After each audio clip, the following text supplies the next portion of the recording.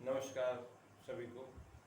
Welcome to Vijendra Kumar 055 channel, YouTube channel. जैसे कि हम पहले भावों के बारे में डिस्कस कर चुके हैं, 2 वीडियोस मेरी बन चुकी हैं, ये तीसरी वीडियोस है। हर एक ही वीडियो में मैंने 4-4 भाव को ऐड किया है ताकि हमारी 3 वीडियो में पूरे भाव आ जाएं। तो आज ये मैं लास्ट बना रहा हूँ। इसके अंदर आज 4 भाव जो आने वाले हैं वो हैं 9, 10, 11, 12, यानी लास्ट के 4 भाव इसमें कुंडली के अंदर समाहित है, जो टॉपिक आज का है। सबसे पहले हम भाव नंबर 9 को बारे में बातचीत करते हैं।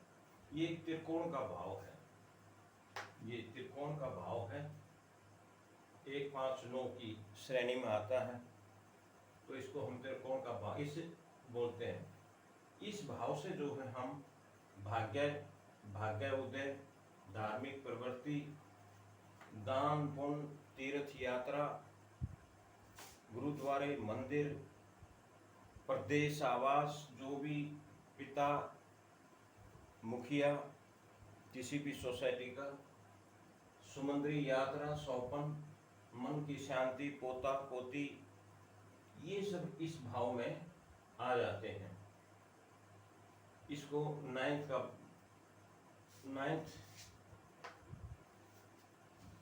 राशि इसके अंदर धनु आती है। तो इस तरह से जो धर्म का भी इसको हम बोलते हैं, इससे बड़ी बड़ी यात्राएं भी हम देखते हैं, धार्मिक यात्राएं। इस तरह से ये 9 भाव के जो है कारक तत्व मैंने आपको बताया है। अब आते हैं 10 नंबर में। इसके जो है 9 नंबर के कारक ग्रह जो है सूर्य और गुरु हैं। सूर्य और गुरु इसके कारक ग्रह हैं। भाव नंबर 10 को हम क्रम भाव भी कहते हैं। यहाँ से हमारी आजीविका के बारे में पता चलता है, जो कि हमारे जीवन में हम हमारी आर्थिक स्थिति जीविका के साथ, बिजनेस के साथ या आजीविका के साथ, आजीविका मीन्स नौकरी है जैसे, वो सभी इसके अंदर आ जाते हैं। पिता का सुख भी इसी से देखा जाता है। इस भाव से आजीविका के साधन, नौकरी, पिता का सुख, ऊंच व प्रतिष्ठ पद की प्राप्ति के बारे में भी पता चलता है। इसी के भाव से गुरु, शास, पिता का रूप रंग, पिता से संबंध, सार्वजनिक जीवन, स्वाभिमान, प्रतिष्ठा, सार्वजनिक जीवन, दोबारा राजनीतिक प्रभाव आदि जो है 10वें भाव से ही हम जानते हैं। कारक ग्रह में सूर्य, बुध, गुरु और शनि ग्रह हैं। इसके 4 ग्रह हैं जो कारक की श्रेणी में आते हैं। वैसे ये शनि का हाउस बोलते हैं 10 नंबर को। 10 और 11 दोनों जो है शनि देव के हाउस हैं। ये जो है 10 नंबर का जो है ये राशि इसके अंदर मकर आती है, और ये जो है हमारे नौकरी पेशे के बारे में बताता है, हमारे बिजनेस के बारे में बताता है, ये कि हमारा बिजनेस कैसा रहेगा, कैसे चलेगा। वो सब चीज़ें जब हम कुंडली के बारे में, पूरा ग्रहों के बारे में, राशि के बारे में, दूसरे ग्रहों की दृष्टि के बारे में इस भाव के ऊपर जो आती है, उसको जब हम एनालिसिस करते हैं तब हमें पता चलता है कि किस जातक के बारे में कैसे क्या निकालना है। अभी 11 नंबर भाव में आ जाते हैं हम। 11 नंबर जो भाव है ये बड़े भाई बहन इसी से हम देखते हैं, जिसको देश वराथा की श्रेणी में लेते हैं। यहाँ से हमारा लाभ का भाव भी बोलते हैं। आजीविका से जो आजीविका 10 नंबर से देखते हैं। आजीविका से जो हमें प्राप्त हुई उसकी आय यानी लाभ हम 11 नंबर से देखते हैं। गुप्त धन है जैसे वो भी हम 11 नंबर भाव से ही देखते हैं। पैतृक धन है, यानी पैतृक हमारे पूर्वजों का जो धन होता है, दादा दादी पिता पिता से जो हमें मिलता है। माता की मृत्यु भी उसी भाव से देखते हैं। भतीजे, उत्तरवधु, मित्र, जमाई, ये सब जो हैं 11 नंबर भाव से ही देखे जाते हैं। अंतर्राष्ट्रीय हमारे संबंध कैसे हैं दूसरे देशों के साथ, वो भी हम 11 नंबर भाव से ही विचार करते हैं। इसका कारक ग्रह गुरु होता है। यह 11 नंबर। कारक तत्व तो बहुत सारे होते हैं, लेकिन प्रारंभिक जो नॉलेज न्यू लर्निंग के लिए बेसिक के तौर पे जो है हम यहाँ पे 10-10, 15-15 ही कारक तत्व लिखे हुए हैं जो इम्पोर्टेंट हैं, ताकि इनको लगाने में असुविधा ना हो, सुविधा रहे हमको। इससे जो है कुंडली का एनालिसिस करने में बहुत ही अच्छा लगेगा। एकदम सारे कारक तत्व याद करने में काफ़ी सारी कठिनाइयाँ आ सकती हैं। लास्ट अंतिम कुंडली का 12वां भाव बोलते हैं। यह है मोक्ष, मुक्ति जिसको बोलते हैं। इस भाव से मुक्ति मिलती है। हर इंसान जब पूरा भोग लेता है, यहाँ से पैदा हो जाता है, यहाँ से कार्य करता करता जब लास्ट में वहाँ तक पहुँचता है तो उसका अंतिम समय आता है। उसके कर्मों के हिसाब से उसको अगला मोक्ष मिलता है। क्या मिलता है वो सब, या न दोबारा जो है इस जीवन में वापस आता है, वो सब हमारी जो है 12वें भाव से पता चलता है। इससे हम खर्चा भी देखते हैं। इससे शयन कक्ष के बारे में भी पता चलता है कि शयन सुख कैसा है पति पत्नी का। गुप्त विद्या के बारे में इसी से होता है। शत्रुओं से हानि भी इसी भाग से पता चलता है। त्याग है, दूर की यात्राएं हैं, मृत्यु के बाद का जीवन है, चाचा चाची है, छोटी बहन का पुत्र है, और जो एक मेडिकल एस्ट्रोलॉजी की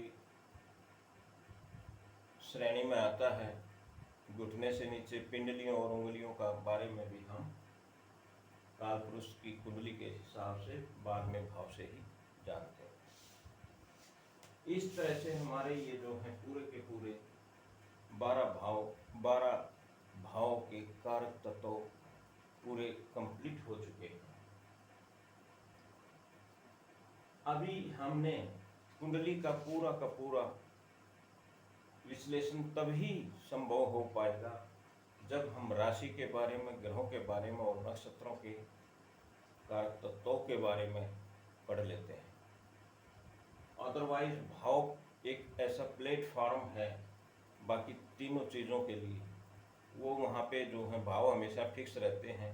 ग्रह और राशियाँ इसके ऊपर गोचर जो बोलते हैं घूमती रहती हैं, वो जिस भी भाव में अपने नेचर के हिसाब से जैसे जाती हैं उसी तरीके से वो प्रभाव छोड़ के चली जाती है। तो इनके बारे में काफ़ी सारी जानकारी प्राप्त करनी है, हम लोगों ने भी आगे बढ़ना है।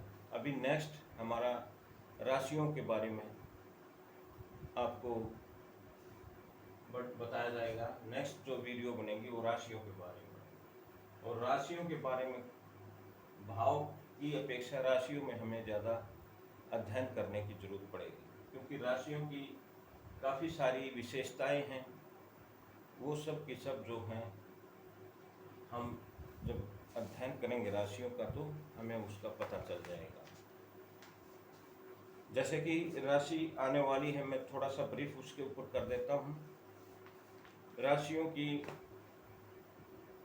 राशियाँ मूव करती हैं, लेकिन काल पुरुष की कुंडली के हिसाब से हम चलेंगे तो राशियों के जो अपने फिक्स्ड हाउस होते हैं जहाँ से वो स्टार्ट होती है, वो ऐसे होगा कि जैसे नंबर 1 भाव है, उसमें जो है मेष, वृश्चिक, मिथुन और कर्क, सिंह, छठे में कन्या, 7वें में तुला, 8वें में वृश्चिक, 9वें में धनु, 10वें में मकर, 11वें में कुंभ और 12वें में मीन राशि।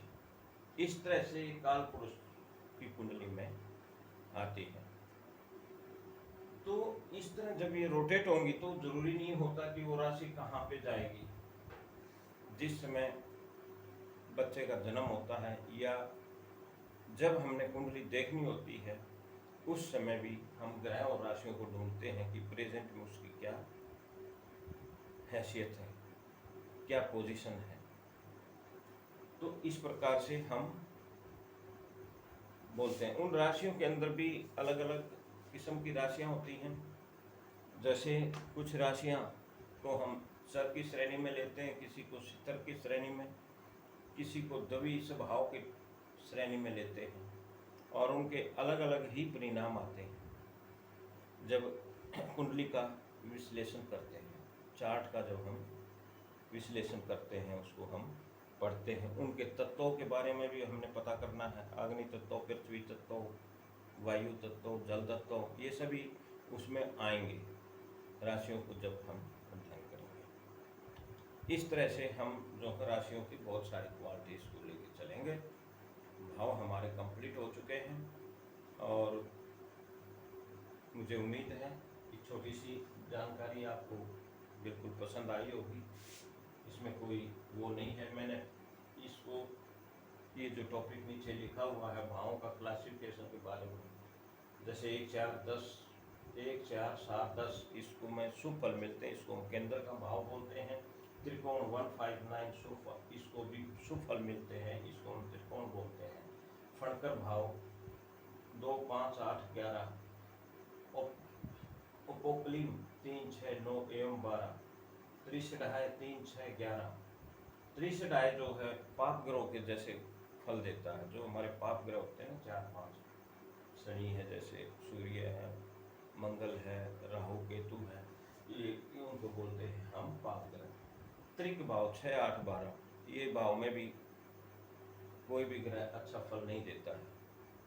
6, 8, 12, 6, 8, 12, इसमें कोई भी ग्रह अच्छे फल नहीं मिलते हैं। यहाँ पे उपाच्य है, कंटक है, चतुरस्र है, ये सारे के सारे जो हैं आपको बाय हार्ट याद करने पड़ेंगे। तब जो है आप भावों को जब समझ लोगे तो राशियों को लगाने में आपको आसानी हो जाएगी। तो आज का मेरा इतना ही टॉपिक था।